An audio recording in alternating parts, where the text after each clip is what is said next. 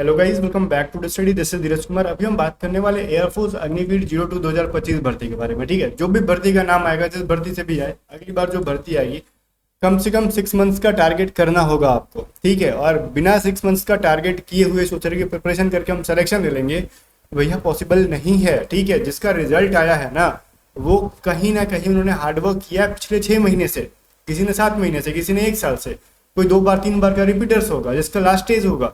ठीक है, तो ये चीज मत देख जाओ ना कि लक है, लक में और कहते हैं ना कि मेहनत में क्या फर्क है। अगर आप 1-2 नंबर से पॉइंट, इवन 0.4 या फिर 0.55 नंबर से भी अगर आप नहीं हो पाता है रिजल्ट, तो वो लक नहीं है, वो आपकी मेहनत की कमी है। लक और मेहनत में क्या फर्क होता है? अगर मैं किसी एग्जाम में अगर मेरिट में आउट होता हूँ तो वो मेरी मेहनत होनी चाहिए, मेरी कम मेहनत या फिर मेरी मेहनत में कहीं कमी है। लेकिन मेरी मेहनत बहुत अच्छी, मेरे स्कोर बहुत ज़्यादा अच्छे हैं। अगर मैं फिजिकल में जाता हूँ, अगर टाइम की कमी से आउट हो जाता हूँ, तो वो भी मेरी मेहनत की प्रॉब्लम है, क्योंकि मेरी मेहनत नहीं हुई है ग्राउंड के ऊपर।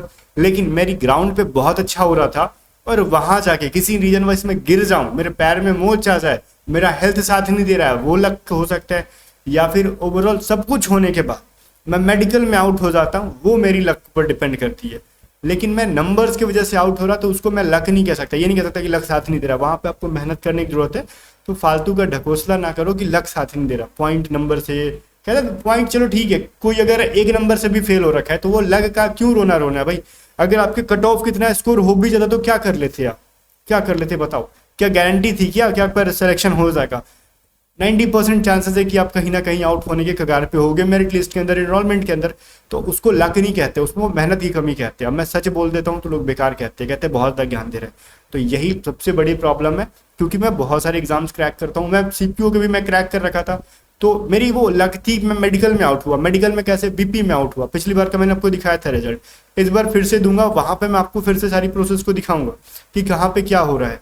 अगर मैं मेरिट में आउट होता हूँ, उसमें मेरी कमी है। अगर मैं मेडिकल में आउट हो जाता हूँ, डेट इज लक।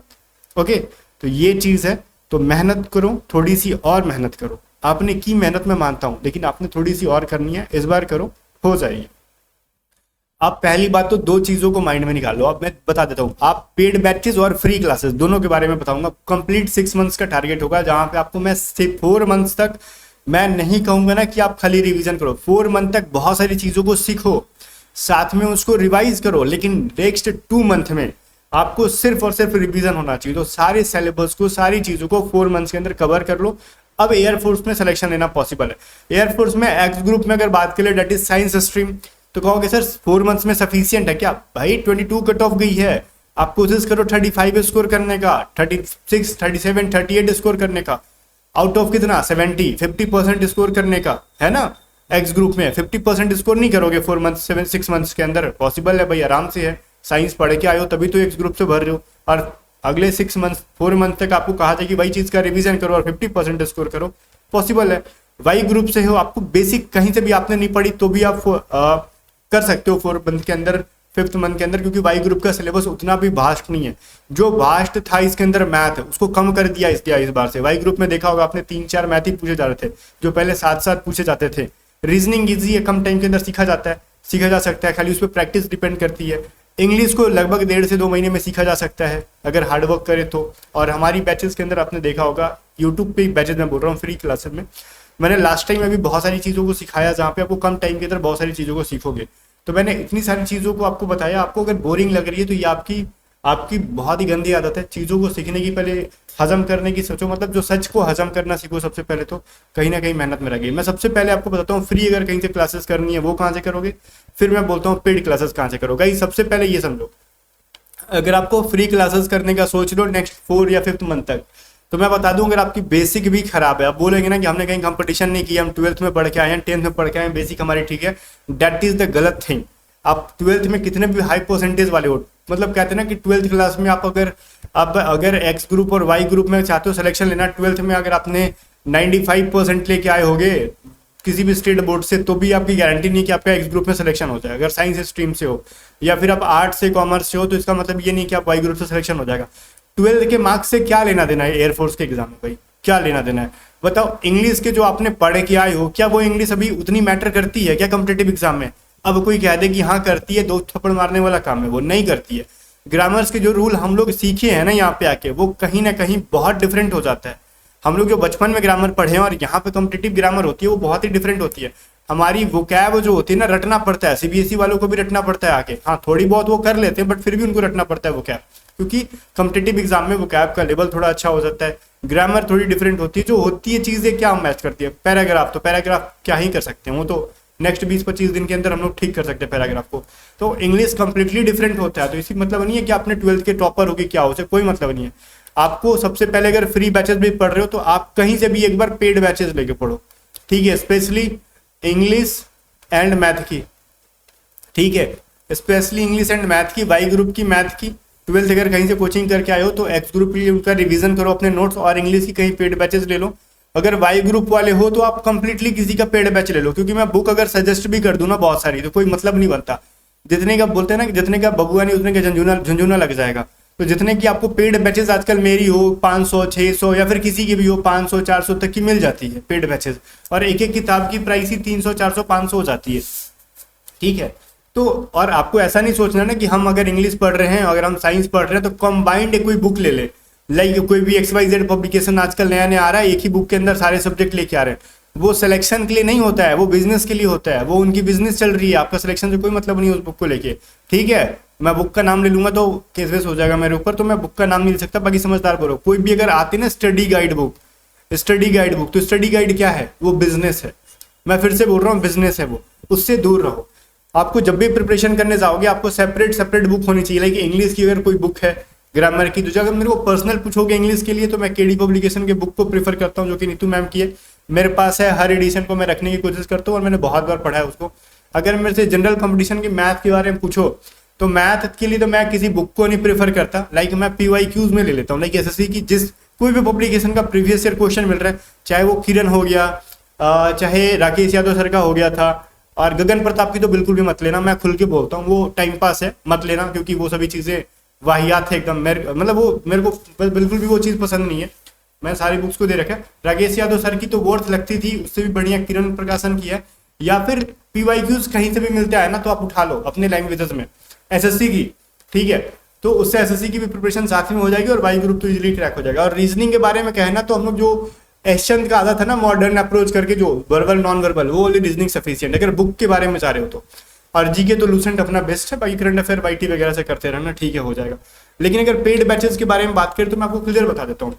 अगर आप हमारे पास वाई ग्रुप की प्रिपरेशन करते हो स्पेस वॉरियर बैच से, जहां पे देखो इसकी प्राइस 600 रुपए होती है, बट अभी ऑफर में आपको ये 516 में ये बैच मिल जाएगी, ठीक है, जिसके अंदर मैं आपको कंप्लीट प्रिपरेशन कराने वाला हूँ। चाहे आपका रीजनिंग हो जाए कंप्लीट, चाहे इसके अंदर इंग्लिश हो जाए, चाहे आपका रगा के अंदर का मैथ हो जाए, जीके हो जाए, ये सभी चीजों को जो एग्जाम के लिए इंपॉर्टेंट है वो करा दे रहा हूँ। इससे हो जाएगा गाइज। अभी बहुत सारा रिजल्ट मैंने आपको दिखाया भी इस बार में, कि बहुत सारे बच्चे हमारे इनफैक्ट पेड बैचेस से, यूट्यूब के बैचेस से, पेड PDF पढ़ के हम 12 बच्चों का रिजल्ट हुआ इस बार, ठीक है। तो इसमें नो डाउट अभी देखो बहुत बच्चों का धीरे धीरे करके हम लोग इंटरव्यू भी डालेंगे, और हमने पहले भी अपने पास का बैठा के बच्चों को जो पढ़ाया इंटरव्यू हमने डाला भी है, और बहुतों का इंटरव्यू डालेंगे भी इस बार, ठीक है। उनका मेडिकल हो जाने तो देन, ठीक है। तो इसके अंदर हम लोग टेस्ट सीरीज भी दे देंगे, और हमारी जो प्रैक्टिस PDF आती है वो भी मैं अवेलेबल करा दूंगा। ये जब पढ़ लेते हो तो फिर कोई बुक की लफड़ा नहीं रहेगी। मैं इतना क्वेश्चन इसमें धीरे धीरे करके एग्जाम से पहले प्रोवाइड करा दूंगा कि कोई बुक खरीदने की जरूरत नहीं पड़ेगी। जस्ट 516 रुपीज एंड आपका जिंदगी का उद्धार, ठीक है। वाई ग्रुप में सिलेक्शन। अगर एक्स ग्रुप की हो तो मेरे पास फिजिक्स मैथ की तो कोई बैचेज नहीं है, लेकिन इंग्लिश की बैच होगी, जहां पे जस्ट ये 250 रुपीज की बैच है, ठीक है। एक्स साइंस और अदर देन साइंस दोनों के लिए होगा। और यहाँ पे मैं आपको आने वाले टाइम में न्यू टेस्ट सीरीज भी अवेलेबल करा दूंगा, लेकिन इसके अंदर वाई ग्रुप का ही टेस्ट सीरीज अवेलेबल, अच्छा चलो ठीक है, एक्स ग्रुप की भी टेस्ट सीरीज अवेलेबल कराएंगे हम लोग इसके अंदर आने वाले टाइम में, और पेड PDF जो इंग्लिश की होती है वो अवेलेबल करा देंगे, ठीक है। तो ये हमारी पेड बैचेस थी, अगर किसी को लेनी है तो ले लो। अब मैं रोड मैप के बारे में बताता हूँ कैसे आपको प्रिपरेशन करनी चाहिए। गाइस सबसे पहले समझो, मैं आपको टाइम टेबल बताऊंगा, ठीक है। अगर आप एक्स ग्रुप से हो, मैं एक्स और वाई दोनों को साथ साथ में लेके चलता हूँ, आपका जो भी आप अपना समझ लेना। मैं सबसे पहले बताता हूँ, अगर आपने एक्स से भरा है तो आपको इंग्लिश देना होगा, आपको 12th का फिजिक्स देना होगा, 12th का मैथ देना होगा एक्स ग्रुप के लिए। अगर आपने वाई से भरा तो आपको इंग्लिश देना होगा, ठीक है, आपको रागा देना होगा। अब ये रागा देखने में बड़ा सुनने में सिंपल लगता है, लेकिन रागा के अंदर बढ़ जाती हैं चीजें। जनरल कॉम्पिटिटिव एग्जाम की मैथ्स आती है, बोलोगे सर क्या मैथ, इस बार तो 4 मैथ पूछा ही गया था, तो क्या 4 नंबर कम समझते हो? 4 मैथ पूछा गया मतलब 4 क्वेश्चन छोड़ने के बारे में बात कर रहे हो आप। तो 4 नंबर आपको कहाँ ले जाएगा, या तो आपको मेरिट तक पहुंचा देगा, एनरोलमेंट तक, या तो आपको घर पे फिर से बैठा सकता है। ये है 4 नंबर। इसके अंदर रीजनिंग की क्वेश्चंस आती है। रीजनिंग में भी क्या होता है, वर्बल एंड नॉन वर्बल, ठीक है। और जीके के क्वेश्चन ज्यादा इस बार पूछे गए थे, जीके करंट अफेयर के। और इंग्लिश तो है ही अपना, जो एक्स ग्रुप का है वो वाई ग्रुप का है। तो आप यहाँ पे मैं कंप्लीटली टाइम टेबल बताता हूँ। डेली कम से कम आपको बहुत ज़्यादा नहीं, लेकिन 7 to 8 आवर्स देने पड़ेंगे रेगुलर बेसिस पे। अभी नो टेस्ट सीरीज, कोई टेस्ट सीरीज नहीं है। जब हम स्टार्ट करें, स्टार्टिंग में टेस्ट सीरीज नहीं लगाते हैं, वो बकैती है। कहते हैं ना कि पढ़े लिखे कुछ ये नहीं है, टेस्ट सीरीज लगाने चल दिए। मतलब क्या वही चीज़ हो गया ना कि हमको ट्रेनिंग मिला नहीं, हमको युद्ध के लिए बिठा दिया गया, चल लड़ ले। तो थोड़ी लड़ते लड़ते प्रैक्टिस कर लेंगे हम लोग, नहीं ना, पहले प्रैक्टिस करो तब लड़ेंगे। तो वही चीज़ अगर हम कहीं से भी, चाहे आप एक्स की इंग्लिश पढ़ रहे हो चाहे वाई की, तो आपको सबसे पहले किस चीज़ पे कितना फोकस करना चाहिए। आपको इंग्लिश पे पर डे 3 आवर देने हैं। बोलोगे इतना खतरनाक शेड्यूल बना दिया सर। देखो इंग्लिश हम जब बोलते हैं ना तो सुनने में इंग्लिश बड़ा आराम लगता है, बट ये है बहुत ही लेंदी चीज़। इंग्लिश के अंदर आपका कंप्लीट ग्रामर आ जाता है, इसमें रीडिंग कॉम्प्रीहेंशन जिसको हम आरसी कहते हैं, इसके अंदर वोकैब का सेक्शन कहते हैं। और ग्रामर तो चलो ठीक है, फिर भी अपने को रेगुलर 1 घंटे ग्रामर पे देने हैं। आपको डेली के 15 मिनट रीडिंग कॉम्प्रीहेंशन पे देने हैं। मतलब आपको रीडिंग कॉम्प्रीहेंशन के लिए क्या पैसेज बनाना है, नहीं। आपको इंटरनेट ओपन करना है, गूगल खोलना है, गूगल पे कोई भी एडिटोरियल, जाए हिंदुस्तान टाइम्स का न्यूज़पेपर खोलो गूगल पे, और जस्ट 10 से 15 या फिर देखो 5 मिनट उसको पढ़ो। ध्यान से सुनना, 5 मिनट में आपने कम से कम ऐसा होना चाहिए कि 20 से 25 लाइन 30 लाइन पढ़ा और उसको अपने कॉपी पे लिखा। एक अलग से नोट्स बनाना, आरसी को नोट करना, रीडिंग कॉम्प्रिहेंशन को लिखो। उससे 2-3 चीजें सुधरेंगी। आप जो पढ़ रहे हो, आपकी इंग्लिश की स्पीकिंग जो आप एक बार आपने पढ़ा, आपकी अंडरस्टैंडिंग सुधरी। जब आपने लिखा तो उससे आपकी वोकैबुलरी सुधरी। अब बोलोगे वोकैबुलरी का क्या लेना देना है, मैं बताता हूँ। बहुत बच्चे ऐसे होते हैं ना जिनको वर्ड का हिंदी पता है लेकिन वर्ड का मीनिंग नहीं पता, स्पेलिंग नहीं पता होता है। तो बहुत जब लिखने की आदत डाल लोगे ना तो आपको ऑटोमेटिकली आपको लिखने का स्पेलिंग सुधर जाएगा। तो ये मेरा पर्सनल एक्सपीरियंस है। आपको रेगुलर 1 घंटे ग्रामर पे देने होंगे, 15 मिनट रीडिंग कॉम्प्रिहेंशन पे, और बाकी के बचे 45 मिनट वोकैब पे देने होंगे। वोकैब के अंदर बहुत सारी चीजें आती हैं। अब बोलोगे सर सिनोनिम्स एंटोनिम्स, नहीं, सिनोनिम एंटोनिम्स नहीं रट्टा होता है। हम लोग वर्ड टू हिंदी पढ़ेंगे, वर्ड मीनिंग पढ़ो और उसका हिंदी पढ़ो। सिनोनिम एंटोनिम्स खुद कर लोगे आप। उसके अलावा वन वर्ड पढ़ो, उसके बाद एडीएम कहो। 15-15 मिनट तीनों चीजें पढ़ो। 15-15 मिनट के अंदर टारगेट कर लो रेगुलर मिनिमम आपको ना डेली 10 वर्ड, 10 वन वर्ड और 20 वन वर्ड और 20 ईडीएम पढ़ने हैं। तो कुल मिला के 50 वर्ड अ डे। 6 मंथ्स के अंदर कितना हो जाएगा, 1 मंथ के अंदर आप 1500 वर्ड करोगे। 6 मंथ्स के अंदर कितना कर लोगे भाई, कहीं ना कहीं आप 8,000 वो कैब के राजा हो गया अगले 6 महीने में। तो कितना छोटा सा देखो हमने टास्क स्टार्ट किया। 15-15 मिनट का खेल है। 15 मिनट में 20 वन वर्ड स्टार्ट याद करना बहुत ईजी चीज है भाई। हमको एक दिन के अंदर हम इस तरीके से नहीं रटेंगे ना कि हमको वन वर्ड यादें हो जाए, वर्ड मीनिंग हमको 15 मिनट के अंदर 10 का 10 यादें हो जाए। आज ऐसा नहीं होता। अगर मैं 10 वर्ड मीनिंग ले रहा हूँ ना तो कोशिश यही रहेगी 7 से 8 मेरे जुबान पे आ जाए, लेकिन 1-2 जो हम बार बार भूल रहे हैं ना उसके पीछे पढ़ना नहीं है। लाइक पढ़ के उस पर हाईलाइट करके छोड़ देना है। नेक्स्ट डे जब हम अपने वर्ड को पढ़ेंगे तो नेक्स्ट डे हम नेक्स्ट 10 वर्ड्स को पढ़ के पिछले वाले को रिवाइज कर लेंगे विद इन 2 से 3 मिनट्स। और यही प्रोसेस हम आगे रेगुलर 6 महीने तक करेंगे ना तो बहुत सारे वोकैब आपके जुबान पे होंगे, ठीक है। और ये सारे वर्ड्स को लिखना मत। मैं बहुत सारे लोग ये भी सजेस्ट करते हैं लिखो। अब लिखने की कोई जरूरत नहीं है। जब आप आरसी की मेहनत करोगे ना, रीडिंग कॉम्प्रिहेंशन पैसेज जिसको कहते हो, मैंने जो बोला है एडिटोरियल खोलना हिंदुस्तान टाइम्स या फिर नवभारत टाइम्स की जो भी इंग्लिश के न्यूज़पेपर होते हैं इजी वाले, तो आपको गूगल पे खोलने हैं और 15 मिनट में क्या करना, 5 मिनट पढ़ना है और अगले 10 मिनट में उनको लिख लेना है, ठीक है। और जब आप लिख लोगे ना, आपको रटना वटना कुछ नहीं है, बस एक फॉर्मेलिटी पूरा करना है और रेगुलर करना है। वहां से स्पेलिंग की आपको आदत बन जाएगी, स्पेलिंग सुधर जाएगा, ठीक है। क्योंकि बहुत सारे बच्चों को ना अभी रिसीव का स्पेलिंग नहीं आता, ठीक है। मैंने देखता है ना कि सर मतलब क्या कहते हैं उसको, लाइक एप्लीकेशन का नहीं आता। बहुत सारे बोलते हैं ना सर वैकेंसी कब आएगी, तो वैकेंसी में क्या कर देते हैं ना, भी ई कर देते हैं, के कर देते हैं। तो ये सभी चीजें गलत हैबिट है, ठीक है। तो ये पूरा टास्क करना होगा। ग्रामर पढ़ो 1 घंटे, ठीक है, और नोट्स बनाओ। और रेगुलर बेसिस पे आपको लगभग कितने चैप्टर्स हैं ग्रामर में, 13 से 14। अगले 1 महीने में पूरा ग्रामर, अगर हर चैप्टर पे 2 दिन 3 दिन भी दे तो 3 दिन भी दे तो 1 महीने में ग्रामर खत्म। और वही नोट्स को बार बार रिवीजन करो ना, रिवीजन करो। एयरफोर्स का ग्रामर बहुत ईजी है, ठीक है, हो जाएगा आपका। तो ये तो रहा वो जो इंग्लिश है। वहीं पे अगर फिजिक्स के बारे में कहें तो फिजिक्स में आपने जो 12th में पढ़ा है, या तो आप किसी की पेड बैच ले लो, जो भी आपको बेटर लगे, ठीक है। मैं नहीं कह रहा हूँ मेरा ले लो, मेरी तो फिजिक्स मैथ की पेड बैच है ही नहीं, या फिर कोई भी एग्जाम का पेड बैच, वाई ग्रुप का भी। मैं कभी फोर्स नहीं करता कि मेरा ही लो आप, ठीक है। मैं आपको गाइड करता हूँ, ठीक है। तो इसका मतलब ये नहीं कि मैं आपको फोर्स कर रहा हूँ कि मेरे पास पढ़ोगे तो ही सिलेक्शन होगे। दुनिया में थोड़ी ऐसा कि जो मेरे से पढ़ रहा है उसी का सिलेक्शन होगा।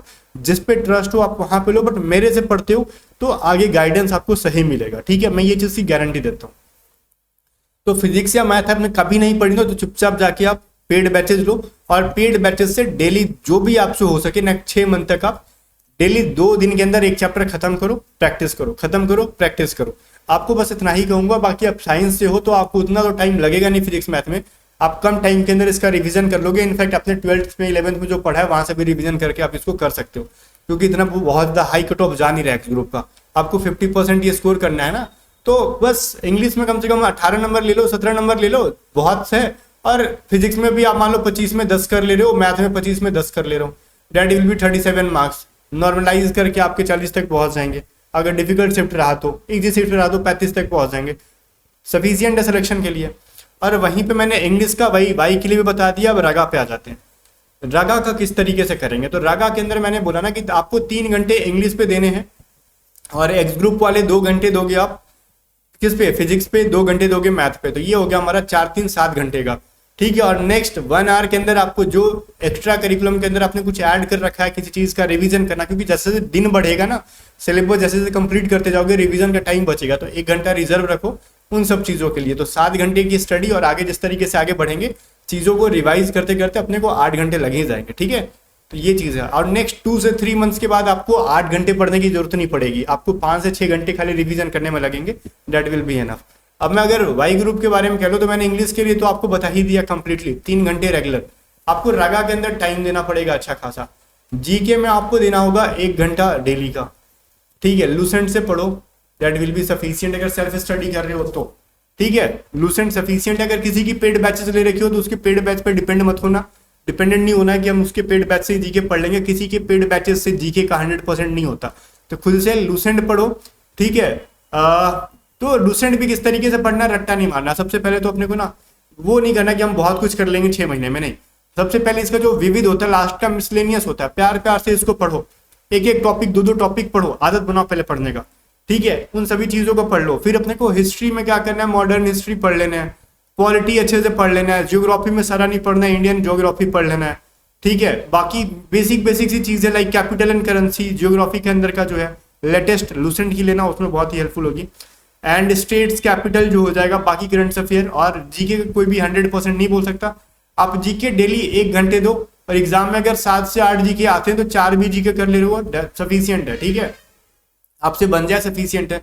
नेक्स्ट आपको अगर मैं मैथ बोलता हूँ, मैथ का सिलेबस वास्ट है, लेकिन मैथ में कुछ छोड़ने के लिए मैं अभी से सजेस्ट नहीं करूंगा, मैं बोलूंगा पूरी चीजों को पढ़ो, ठीक है। हम स्टार्ट करेंगे मैथ को जैसे जिसकी पेड बैच में पढ़ रहे हो, जिस तरीके से पढ़ाया गया वहां पढ़ो। और मैथ के लिए खुद से स्मार्ट मत बनना कि हम खुद से पढ़ लेंगे, नहीं हो पाएगा आपसे, ठीक है। आज के टाइम के लिए मैथ में पेड बैचेस कहीं से भी लो, मेरे से ले तो बेटर रहेगा। मैं तो यही कहूंगा ना कि भाई मेरे से लोगे तो बेटर रहेगा, ठीक है, क्योंकि मैंने अपने हिसाब से पढ़ाता हूँ, तो वो बेटर ही रहता है। जो चीज़ मैं पढ़ाता हूँ एसएससी लेवल पर जाकर पढ़ा देता हूँ, ठीक है। तो मैथ जहाँ से पढ़ रहे हो, और साथ में मैं तो पीडीएफ वगैरह देता हूँ, वहाँ से प्रैक्टिस करो। मैथ पे भी रेगुलर आपको कम से कम 2 घंटे देने पड़ेंगे, जीके पे 1 घंटे देने पड़ेंगे, और रीजनिंग पे आप डेली के 1 घंटे दो, ठीक है। रीजनिंग पे डेली के 1 घंटे दो, जिसमें से गाइज आपको डेली बहुत नहीं करना है, ठीक है। आपको 1 घंटे में आपको रोज वर्बल नहीं पढ़ना, रोज नॉन वर्बल नहीं पढ़ना। एक दिन में क्या करना है ना, आपको नेक्स्ट 15 डेज के अंदर कंप्लीट वर्बल जो है ना खत्म हो जाएगा। वर्बल रीजनिंग बहुत इजी होता है इसका पढ़ के, और अगले 5 to 6 डेज के अंदर नॉन वर्बल आपने पढ़ लिया। इसका कॉन्सेप्ट ही तो सीखना है ना, और क्या करना है। 15 डेज में आप वर्बल रीजनिंग का पूरा कॉन्सेप्ट सीख जाओगे, इजीली सीख जाओगे। पीडीएफ से हमारी प्रैक्टिस कर लोगे, हमने जो पेड बैचेस के अंदर दे रखा है। नॉन वर्बल 5 से 6 दिन लगा लो कॉन्सेप्ट को करने में, समझने में, देन खाली प्रैक्टिस करो। रेगुलर 1 घंटे प्रैक्टिस करो। टारगेट करना है एक दिन में, अगर हम मान लेते हैं ना कि अगर हम 30 रीजनिंग के क्वेश्चन बना रहे हैं, तो जिसमें से कि 20 वर्बल बनाएंगे और 10 नॉन वर्बल बनाएंगे, और ये रेगुलर बेसिस पे चलते रहेगा, आप मास्टरी हासिल कर लोगे एग्जाम तक, ठीक है। तो ये चीज जो है वो है। तो अब इसके वाई ग्रुप के अंदर कुछ वैसा एडवांस चीज नहीं है कि हम आपको कुछ ऐसा सिखा दें, गोल के पिला दें, या फिर एक ग्रुप में कुछ ऐसा चीज नहीं कि सिखा दें, गोल के पिला दें। तो मेनली फोकस्ड रहना यही चीज है कि जो भी चीजें मैथ में हम पढ़ रहे हैं, तो मैथ एक बार में समझ में नहीं आएगा। अगर मान लो अगर कोई चीज रेशियो आपने पढ़ा, तो कम से कम रेशियो 2 दिन 3 दिन लग सकता है, ऐसा हो सकता है 2 दिन 3 दिन लग जाए। तो रेशियो पढ़ने के बाद आपको ना कम से कम नेक्स्ट 2 डेज तक उसकी प्रैक्टिस करो। 50 क्वेश्चन 60 क्वेश्चन प्रैक्टिस करो, ठीक है। आप अगर 5 चैप्टर अगर मैथ पढ़ ले रहे हो, पूरा रीजनिंग खत्म हो जा रहा है, इंग्लिश के 50% खत्म हो जा रहे हो, देन प्रैक्टिस सेट लगाना शुरू करो, ठीक है। और कहीं से भी कर रहे हो, ठीक है, कर लो एक बार। अगर आप A to Z स्टडी से करते हो तो A to Z study app का लिंक डिस्क्रिप्शन में, ऐप को डाउनलोड कर लो, वहां से स्पेस वॉरियर बैच को पढ़ो।